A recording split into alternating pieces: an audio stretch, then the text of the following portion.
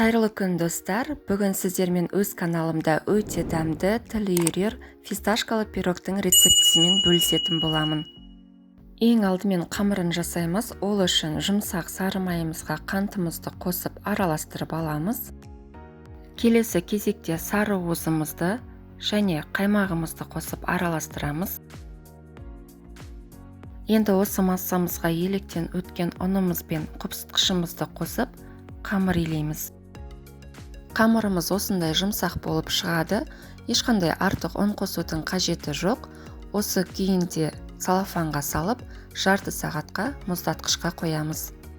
Енді салмасын жасаймыз, ол үшін творожный сырды миксердің көмегімен бір жұмсартып аламыз. Оған жұмыртқамызды, жүгері крахмалын және кілегейімізді қосып, барлығын бір араластырамыз. Соңында фисташка пастасын қосып, тағы да бір жақсылап, ең төменгі жылдамдықпен араластырамыз. 22-23 диаметрлік формамызға қолымызды ақырын ұнға мала отырып, қамырымызды бортик жасап, жайып шығамыз. Қамырымызға дайын салмамызды құямыз және 180 градус қызып тұрған пеште 25 минутқа ұстаймыз. Оған дейін меренгамызды жасаймыз. Ол үшін ағуызымызға шекерімізді қосып, миксердің төмен жылдамдығынан бастап жылдамдықты қоса отырып, қоюланғанша миксерлейміз. Қоюланған массамызға қант ұнтағы мен жүгері крахмалын қосып, лопатканың көмегімен араластырамыз.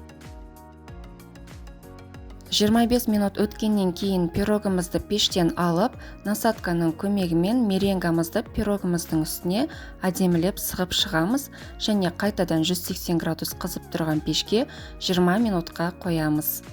Піскен пирогымызды толықтай формасынан алып суытамыз, кейін 1-2 сағат тоңазытқышқа қойсаңыз да болады.